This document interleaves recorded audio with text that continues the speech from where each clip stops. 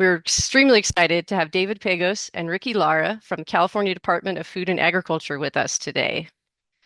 I'm going to introduce our two speakers. All right, I'm going to start. I'm going to introduce Dr. Ricky Lara first. They're both going to be speaking today. Dr. Ricky Lara is a senior environmental scientist specialist with the California Department of Food and Agriculture. He specializes in the development of classical biological control programs targeting invasive insects that pose a threat to California's agricultural systems. His work is driven by a desire to better understand the ecological relationships in the natural world and a commitment to share these findings with the general public, research scientists, and the farming communities.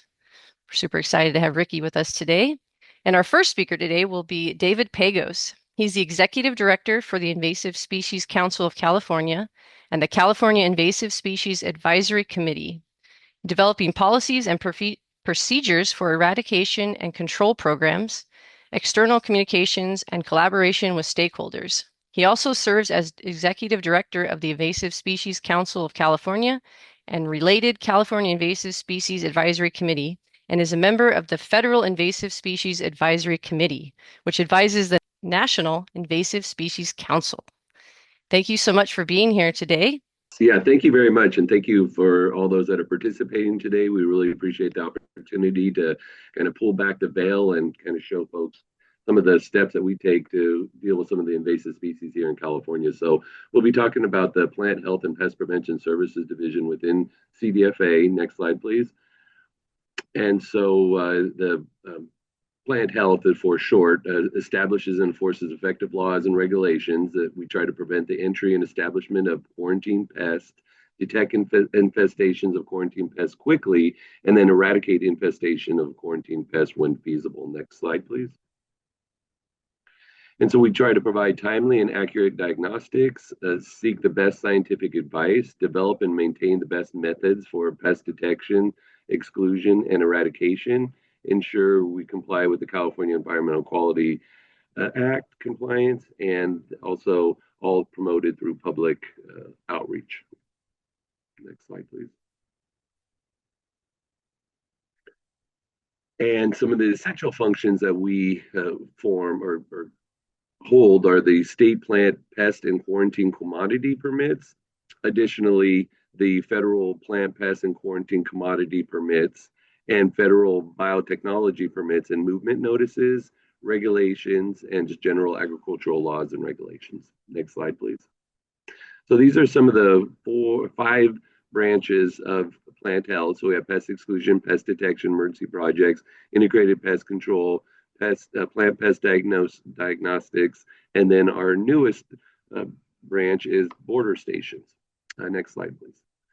So pest exclusion, we try to exclude agriculture and environmental pests out of the state and prevent their limited spread to newly discovered pests. Next slide, please.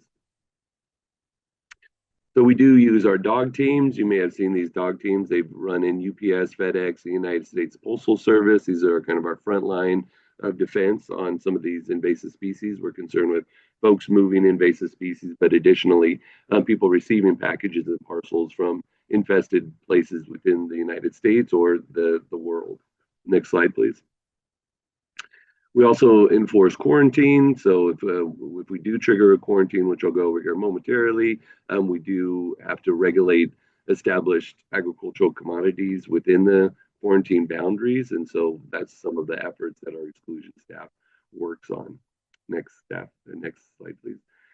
And so we also have the nursery, seed, and cotton programs. So there's the nursery services. So we regulate nursery here in the state of California, registration and certification.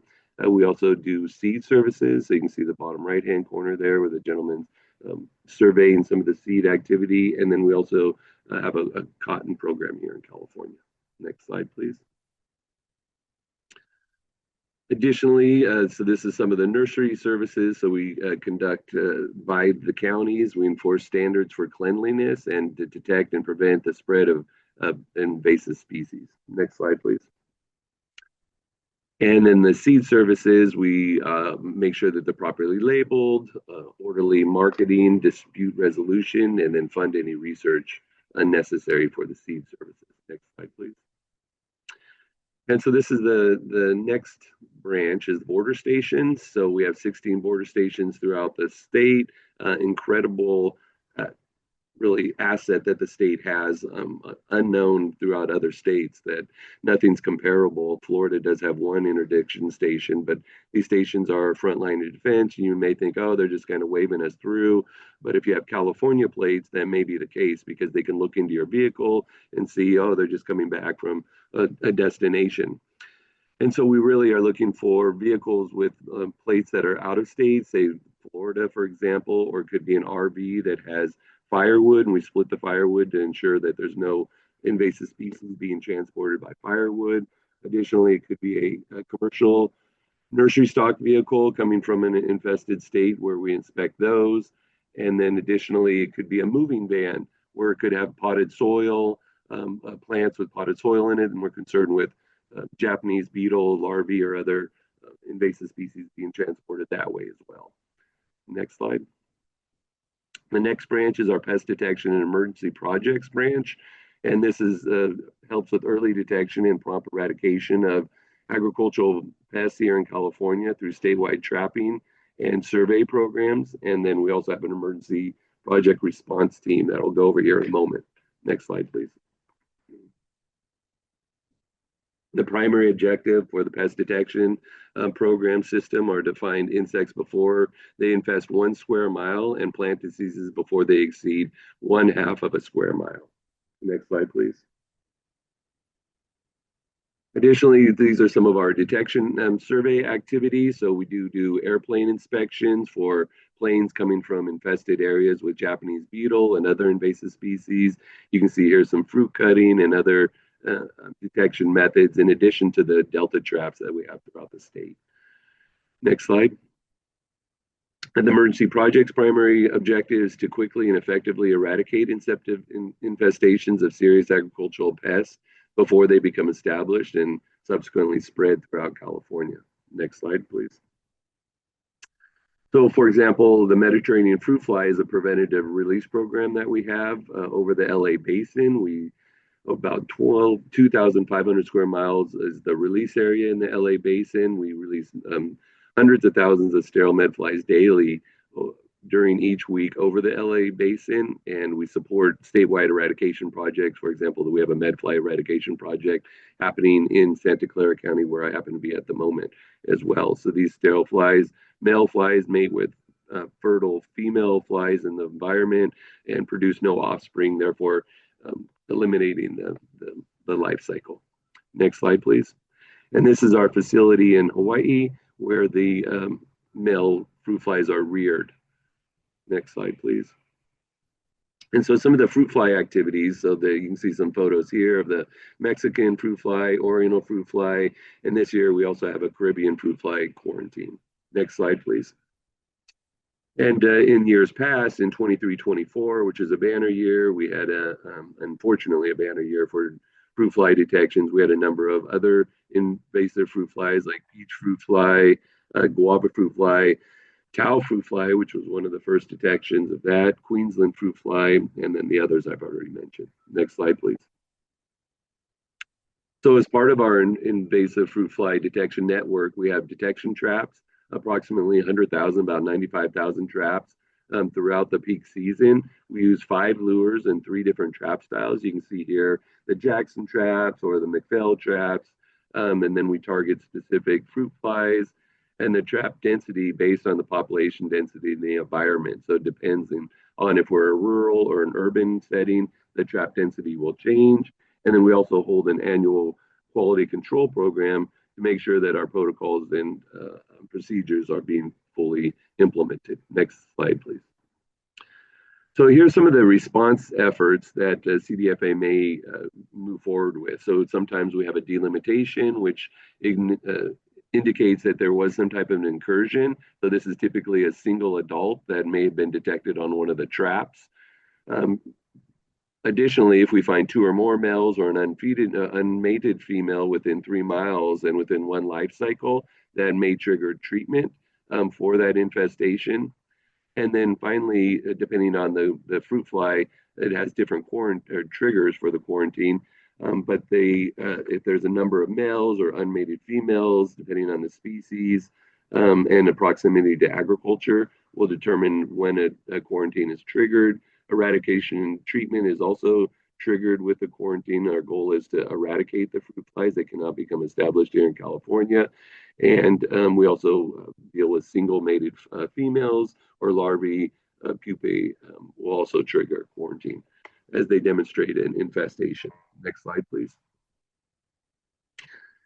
And so this is some of our outreach efforts, and we try to make sure that we have kind of four different avenues for outreach. We work with media, elected officials, residents, and growers. And so these are some of the activities that we have. We have a new fruit fly landing page. We worked with San Bernardino County on some fruit fly quarantine yard signs that we place throughout the area to raise awareness. We also do digital and different social media opportunities as well. Next slide, please. And these next series of photos will go kind of quickly, or just to show some of the quarantine signage that we had in place for different quarantines. Again, trying to raise awareness of folks being within a quarantine area and then actions that they can take. Typically, in this case, it's not to move fruits and vegetables off of their property so that the fruit flies don't artificially spread. Next slide, please. And so these are one of our trucks that we wrapped. And so we try to be innovative and creative in our outreach approach. So this is one of the national Don't Pack a Pest efforts. And you can see the dog team and some of the cool design there. Next slide. San Bernardino liked it so much that they created their own and created these on the back of their agricultural vehicles that are throughout the state. So we appreciate the coordinated effort between the county, state, and the federal government all working together to eradicate these fruit fly infestations. Next slide, please. And then this is some signage that we have in international ports of entry. For example, this is in LAX, where we have when you travel, declare your items, please don't pack a pest effort. And so we're trying to educate that traveler in public as well. Next slide. And finally, this is some of our response efforts. So because we had in kind of a large issue in 2024, we did have mandatory fruit removal for the Oriental fruit fly in San Bernardino and Riverside counties. Over 1 million pounds of host fruit were removed over 2,200 properties. And you can imagine how much staff that takes, right? And so you can see here, just one day of our staff getting together. We also utilize CCC, California Conservation Corps, and pretty much the county staff, anyone we can really to help with these efforts because they are such large tasks to take on. Next slide, please. We also have unfortunately, a spongy moth detection in LA County. And so we'll be moving forward with eradication efforts for that. Additionally, I don't have a slide on it, but we also have a Japanese beetle small infestation in Sacramento County that will be moving forward with eradication project on that additionally. Next slide, please. And then our integrated pest control branch. So this is one that Dr. Lara will be talking about in great detail. So I won't go over much detail on the biological, but there are also cultural, mechanical, or physical chemical controls to reduce pest populations to be an economical, acceptable level with as few harmful effects as possible on the environment and non-target organisms. And you see some of the activities that we have going on in some of the infested bodies of water. Next slide, please. And then our integrated pest control branch, as I mentioned, has the biocontrol program, which Dr. Lara will talk about. Additionally, there's a hydrilla program, pink bollworm.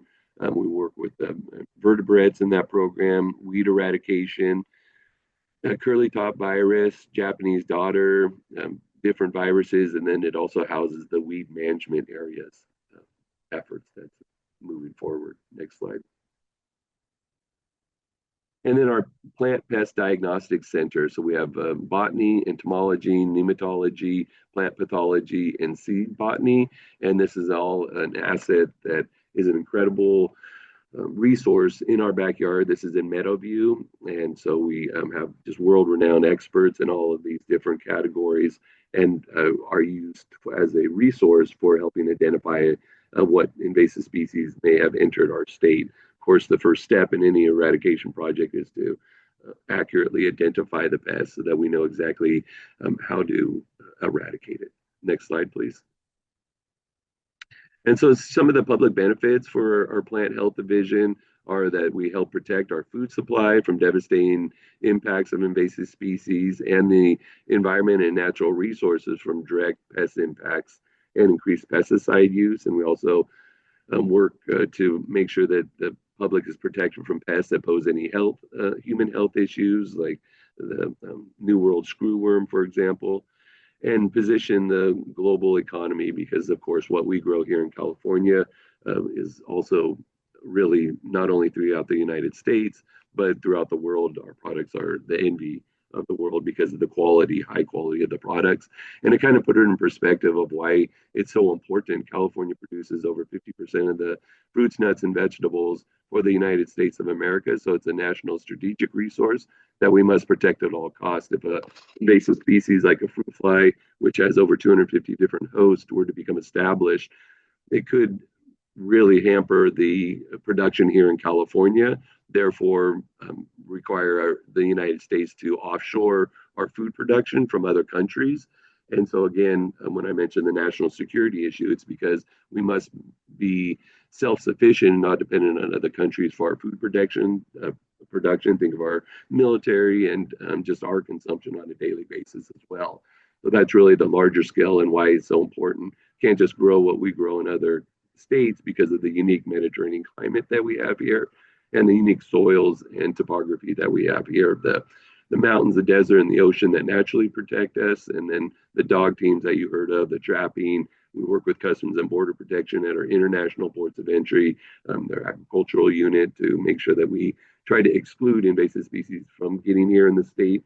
We all agree, let's keep them out in the first place, but if they do get here, then there are mechanisms for us to go ahead and eradicate those species so they don't get established here. And with that, I believe Dr. Lara will be taking it from here.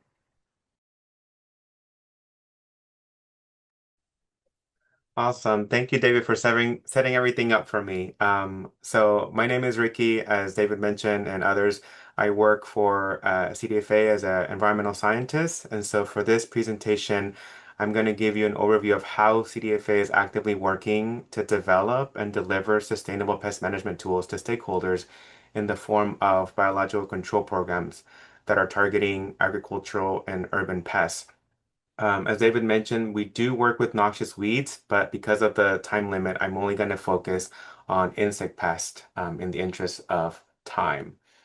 And here, what I wanted to highlight is that for the purposes of this presentation, when I'm talking about invasive species, I'm talking about things that are not native to California, that have been either introduced intentionally or unintentionally. And then these are species that can cause significant economic and ecological harm, and they may even pose a risk to human health. I also want to mention that some of these non-native organisms have been arriving at a higher rate. So the last estimate that we had back in 2016 was that there were at least 9 new exotic species arriving per year, and it's likely that that number has gone up in the recent decade. Here, I'm also highlighting that the threat of invasive species doesn't come only in the form of agricultural insect pests, but it can also include things like noxious weeds. It can include vertebrates and also animal and plant diseases.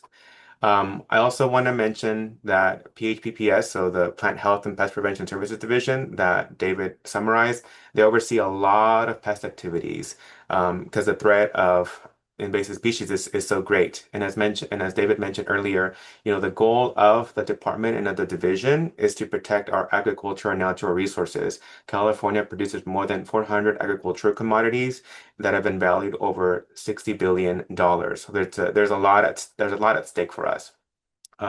When something cannot be eradicated in California, then that's when programs like the Integrated Pest Control Branch come in, and then that gives room for some of the work that I do, which is just to develop biological control programs for some of these invasive organisms. When I talk about biological control, I'm talking about the intentional use of natural enemies. And so those natural enemies can be things like predators, they can be things like parasitoids, and also things like pathogens. And so the idea here is that we are using them intentionally to reduce densities of insect pests and weeds. And it's something that we have been working in California for a very long time. And it's something that has been perfected or improved significantly to become more of a science. um, I also want to highlight that biological control includes different types of approaches. So that can include, for example, the conservation, the augmentation, and also the inundative release of natural enemies. And so these are things that are already here in California, either because they were introduced intentionally from somewhere else, or they're native species. Now, the type of biological control that I'm going to be focusing on and that I practice is classical or importation biological control. And so here, what I'm trying to emphasize is that for this type of biocontrol, we are doing the groundwork to go to the native range of some of these invasive pests, and then we try to then find those key natural enemies that are specialized for targeting those pests and then bringing them back to California for release, and then the expectation that they will become established. Because we are introducing a new species into the environment, there is it's a highly regulated process for getting approval for field release in the US currently. There's a lot of boxes we have to check off. So here I just want to give you sort of some of the main steps so you can get a better appreciation of just how much work goes into this. The first step and key step is to have appropriate target selection. So when we're doing classical biocontrol, we're not doing it randomly. We're looking for those target invasive species that pose a significant threat to California agriculture and natural resources, and then also trying to figure out if there's already biocontrol agents. So that means that the biocontrol project, is likely to succeed. If there's already sort of an indication that there are natural enemies in the native range of this particular pest, then we will do for an exploration. We will go to the native range of these organisms, and then we'll do surveys, and we're working with collaborators in those areas to find those key natural enemies that are specialized to attack those target invasive species. We then have to then secure permits to bring them over to the US, where we will gather scientific data. So we're trying to study them. The type of data that we're trying to collect is to show that the natural enemy or the agent is highly specific for the pest, and showing that there is minimal to no risk to non-target organisms.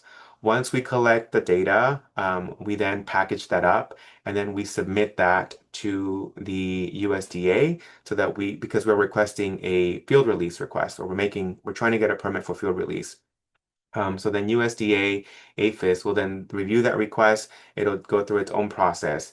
And then after some time, if the data that we submitted is adequate, and it shows that there is no significant impact to non-target organisms, then we will get a field release permit. That field release permit then allows us to then enter a different phase, the field phase, of releasing the agent, and then monitoring for establishment, monitoring for the spread of the agent, and also monitoring for impact, both on the target pest and also on the non-target species.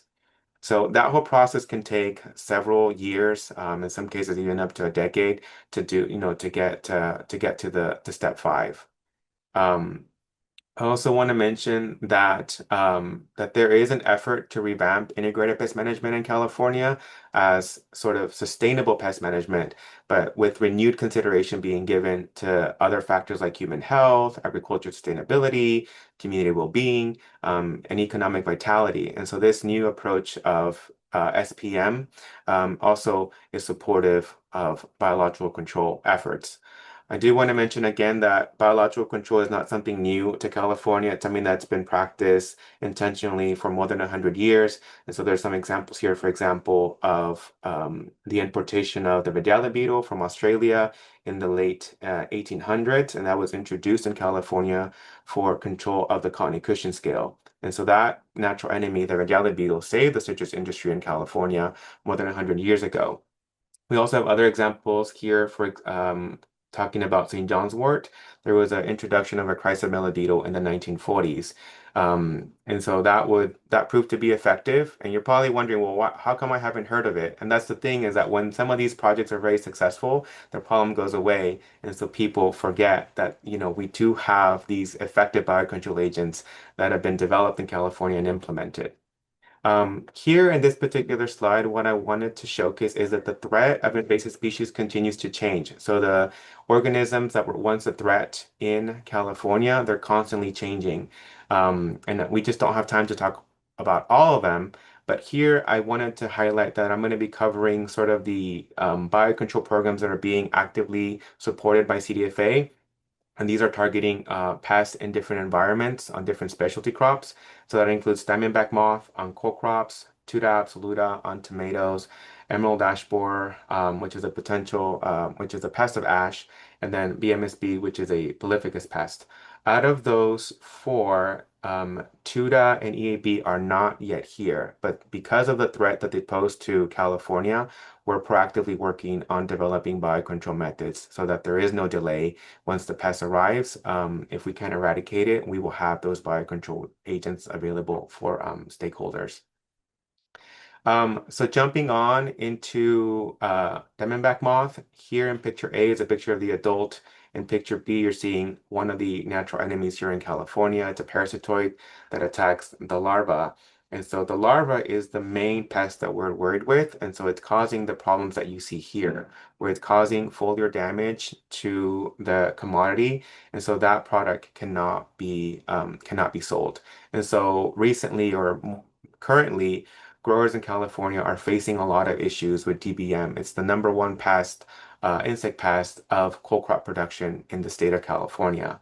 When I talk about coal crop production, I'm talking about things like broccoli, cauliflower, cabbage, Brussels sprouts, and kale.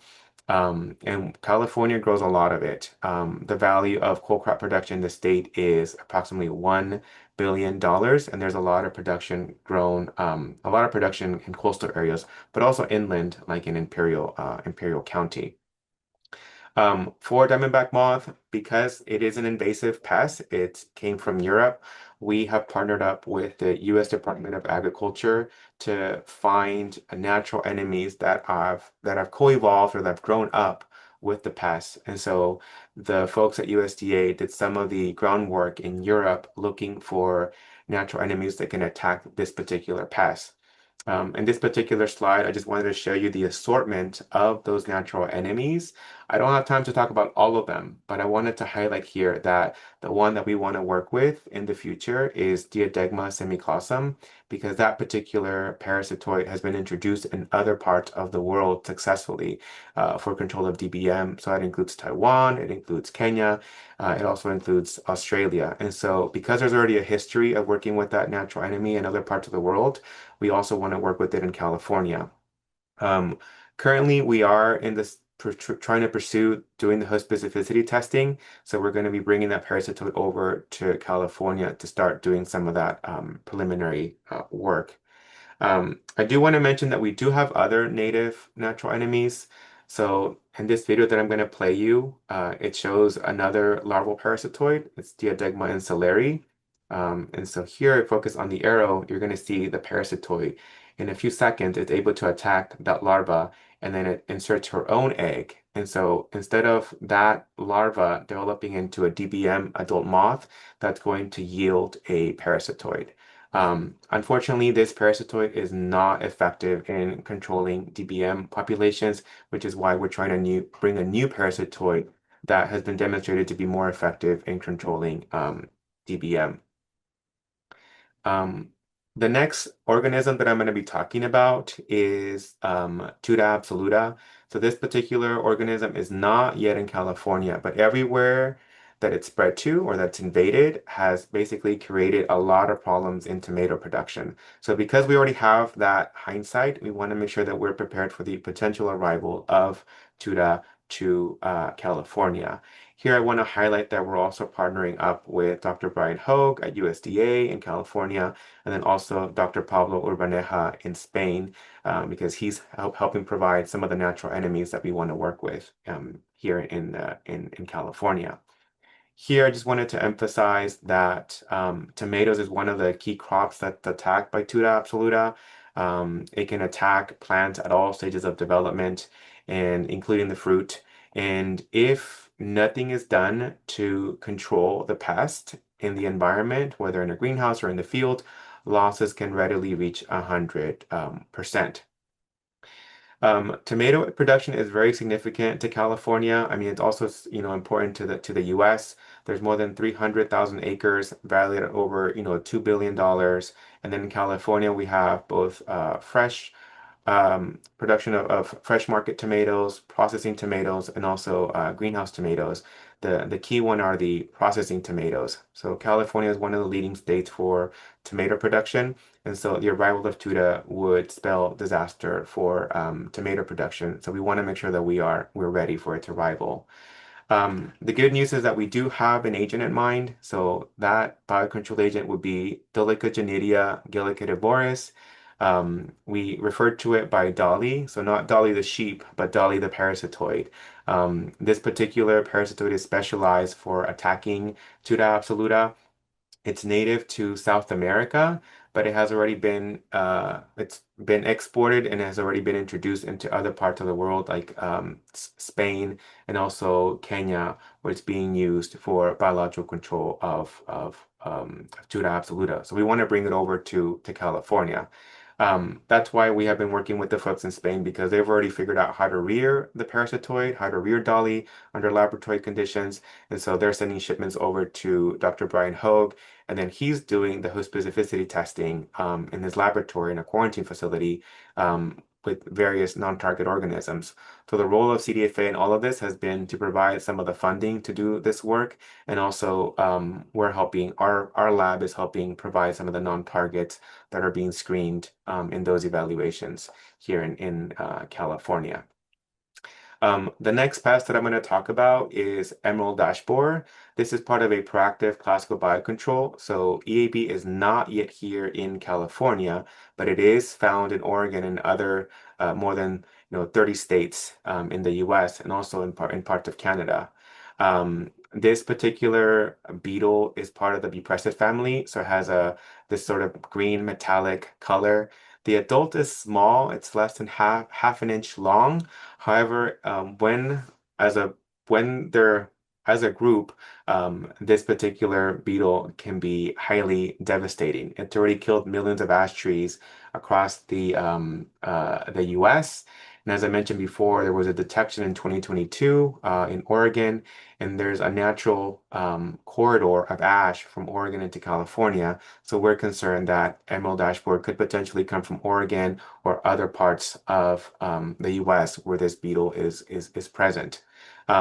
It does pose a threat not only to the natural ash that are distributed throughout the state, but also to urban ash. So this could significantly cause significant economic damage and ecological damage to California. In addition, there was some preliminary evidence suggesting that EAB could potentially use olive as a host. The data shows that possibly that olive is not a good host. But because California produces more than 90% of commercial olives, it's still a concern that's weighing heavily on our minds. And so we're trying to be supportive of other efforts or other research that are being led by USDA to see if we can learn more about the threat that EAB poses to commercial olive cultivars.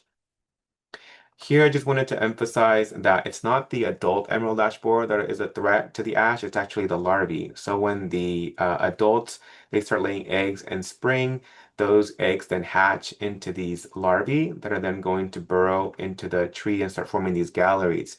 And as they're creating these galleries, they're disrupting the tree's vascular tissue. And so they're basically affecting the tree's ability to move water, nutrients, and that ultimately girdles the tree, and that results in the death of the tree. So some of the external symptoms that you may see for trees that are infested with emerald ash borer include things like the canopy dieback. You can see these epicormic shoots. You can also see the presence of D-shaped exit holes.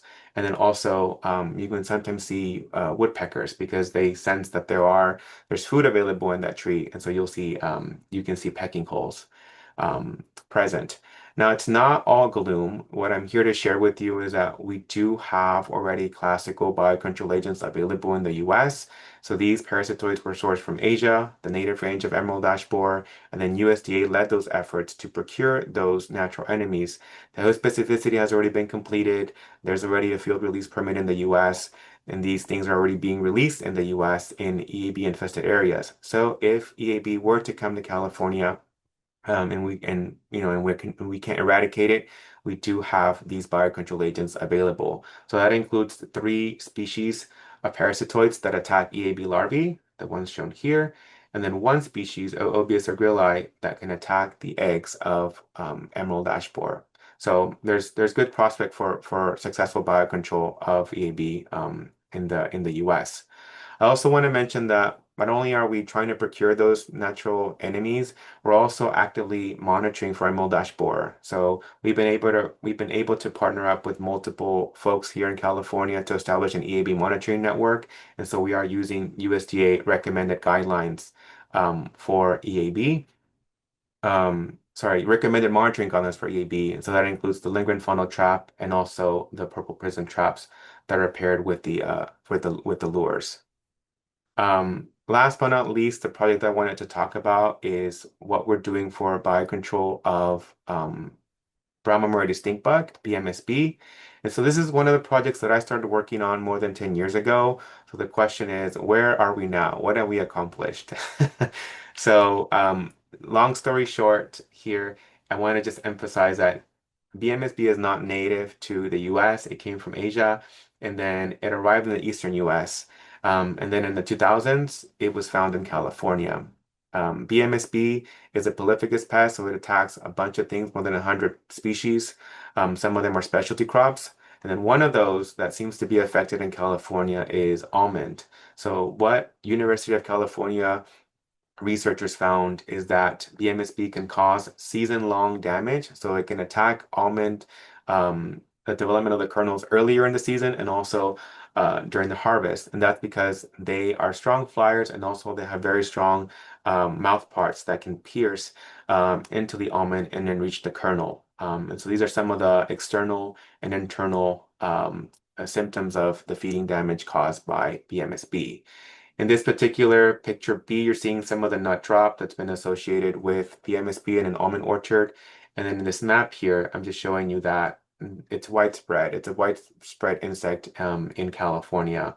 And we've been partnering up with the UC to develop biocontrol solutions for stakeholders. So that biocontrol solution comes in the form of this agent, Samurai Wasp. This agent was sourced from Beijing, China, and we did the host specificity testing. However, before we could petition for release, the agent arrived on its own. But by that time, we already had the scientific data showing that Samurai Wasp prefers to attack BMSB over non-targets. And here, what I want to show you in this particular video is just a female samurai wasp interacting with BMSB eggs. She's using her antenna to inspect the egg. She's going to insert her ovipositor. Then she's going to extract the ovipositor after laying her egg, and then she marks it with the pheromone. A single samurai wasp can attack an entire BMSB egg mass, and rather than getting BMSB nymphs emerging, all those eggs are going to produce tiny wasps, and then they're going to spread on their own, and then attack other BMSB eggs. So that's what we mean about classical biocontrol. One of the reasons why we like it is because it's self-sustaining. Once you release the agents that are specific for the target pest, these are specialized enough that they can go after those target populations, and then they can. The goal is to reduce the population so that they're not causing damage, the populations of the invasive organisms, so that they're not causing economic or ecological harm. Um, And then samurai wasp is easy to rear, so we rear it here in California in our lab facility at TDFA, and then we're able to then redistribute it to different parts of the state where there are hotspots. Um, and so that basically concludes the presentation, but I want to end by saying the following things, that invasive species remain a significant threat to California. You know, we want to protect our agriculture and natural resources. We want to make sure that we are not being reactive, that we're being proactive to address the current, emerging, and future needs of the state to deal with invasive species. We know that classical biocontrol is a proven strategy, and we want to make sure that that continues to be part of a tool that can be part of integrated pest management in the state. Um, and I also just want to briefly mention that CDFA is also supportive of other campaigns that are aimed at preventing the spread of invasive species. And so those campaigns are being used to educate the general public on how they can be active participants in keeping California safe from forests and agricultural pests. And that's the Buy It Where You Burn It, and also the Don't Pack a Pest campaign that David Pegos highlighted earlier. And that concludes my presentation. So I'll give it back to the organizers. Thank you. Thank you, Ricky, and thank you, David. It was a great behind the scenes look at how invasive species are managed in California.